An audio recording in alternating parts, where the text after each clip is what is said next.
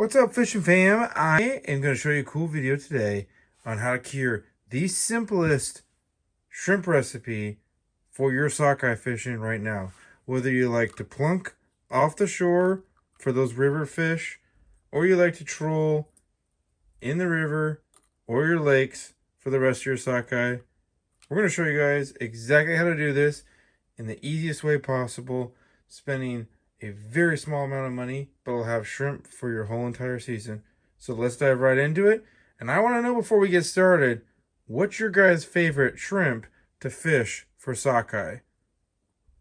Comment below.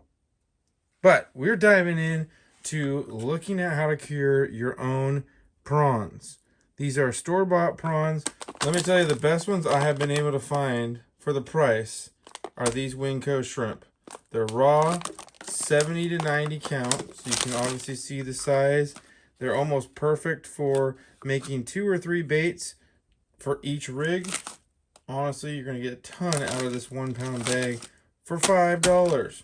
So what we need: your bag of shrimp, some kind of canister.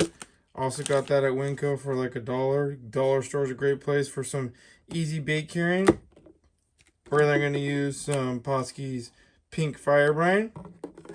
We're going to use some Baraxo fire for a little bit hotter color, a little bit of their UV fire dye, and lastly some krill powder.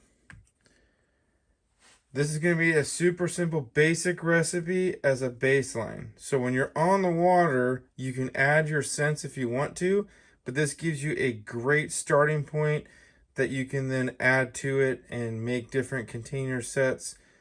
But it's so easy. We're just going to dive right into this and show you how I like to. So you're going to take your canister. We're going to put our shrimps in. Got our shrimp ready there.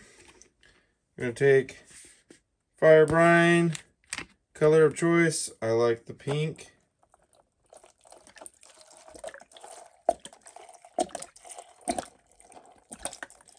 And do not be bashful with that.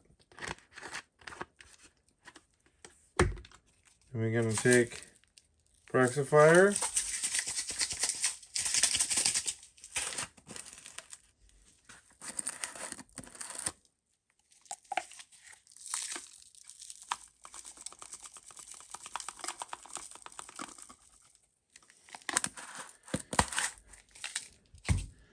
We're going to take some of our fire dye.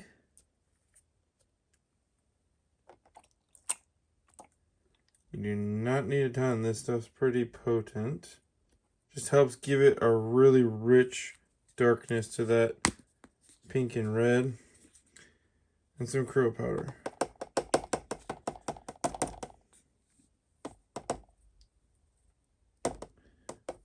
Krill being one of the main food sources for the sockeye as they're in their life cycle, so why not definitely make those things scream krill.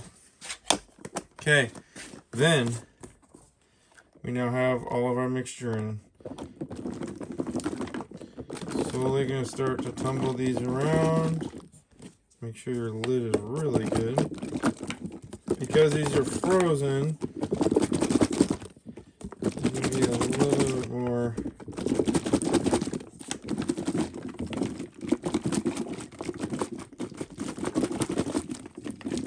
Okay, get that cure all nice. Boom. Now we go put it in the fridge and we set it and we forget it. Give it about 24 hours. Those shrimp are going to start to thaw out, but they're really going to take on the shrimp colors, the dyes, the cure, toughen up. They're going to have some really good scent in there as well from all of it.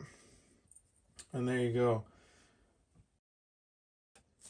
And I just go through and chunk them up into small little bait sections just like that. And like we've been doing the whole time, it just needs a little bit of bait on there and you're fishing. I particularly would rather do the DIY prawn chunks for our trolling, right? We're taking those sockeye rigs off of our 8 to 9 inch Dodgers. Those work way better doing it that way because they're a smaller presentation bait. I think you get more out of the plunking and more scent dispersion with stuff like a coon shrimp, a prawn tail, or even your sand shrimp, right? It really just becomes down to what you guys are looking to do over the next few weeks as we get into July, because really everything kicks off about middle of July, and it's going to be a fantastic year. And we're talking using these shrimps to help you enhance your bites and have better luck, just like this right here.